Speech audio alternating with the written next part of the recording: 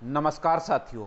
आज 9 महीने से ज़्यादा वक्त हो चुका है जब हमारे किसान भाई, हमारे देश के अन्नदाता अपने घर छोड़ करके दिल्ली के सड़कों पे खुले आसमान के नीचे बैठे अपने जायज़ मांगों की मांग कर रहे हैं।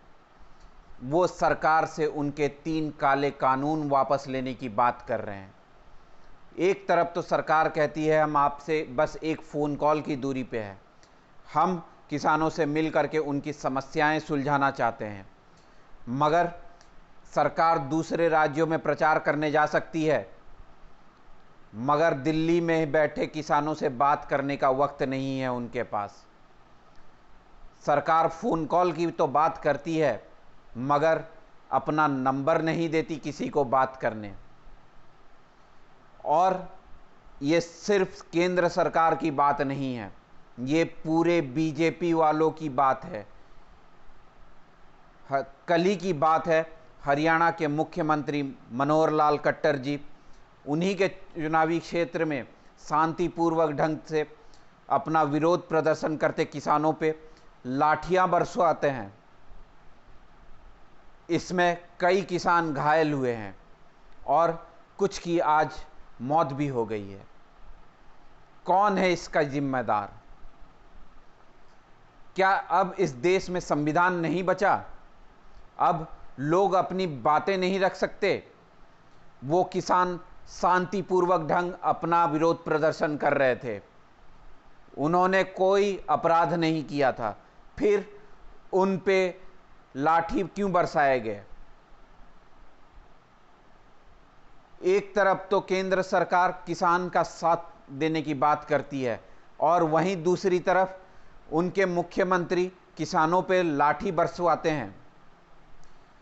और मनोहर खट्टर जी केवल बीजेपी के मुख्यमंत्री नहीं हैं, बल्कि वो आरएसएस के पूर्व प्रचारक भी रह चुके हैं।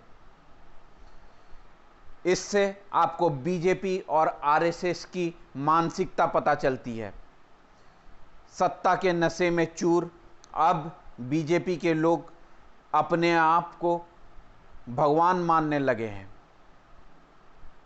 जैसा कि हमने आपसे पहले भी कहा था, हम किसानों की इन मांगों में किसानों के साथ थे, किसानों के साथ हैं और किसानों का साथ मरते दम तक देंगे। ये बीजेपी वालों की मानसिकता दिखाती है कि अब वो किसानों से डरने लगे हैं। उनके पूंजीपति साथी अब किसानों से डरने लगे हैं कि सरकार कहीं उनकी मांगे ना मान ले। जहां केंद्र सरकार एक तरफ उनसे बात नहीं कर रही, वहीं दूसरे राज्य सरकार अब किसानों पे ऐसे अत्याचार करने लगे हैं। इससे पहले भी आप लोगों ने देखा होगा, जब यूपी में कुछ कार्टून बना करके दिए जा रहे थे कि यहाँ पे मत आना, यहाँ आओगे तो आपकी चमड़ी उधेड़ दी जाएगी। सरकार अब किसानों से डरने लगी है, वो अपना राज खुलने से डर रही है। उनके पूंजीपति साथियों के वजह से सरकार किसानों की मांगों पे गौर नहीं कर रहे। इसलिए हम आप सबसे हाथ जोड़ के निवेदन करते हैं कि आप सब सामने आएं और हमारे देश के अन्नदाता, हमारे किसान भाइयों का साथ दें और इस तानाशाह सरकार को उचित जवाब दें। धन्यवाद।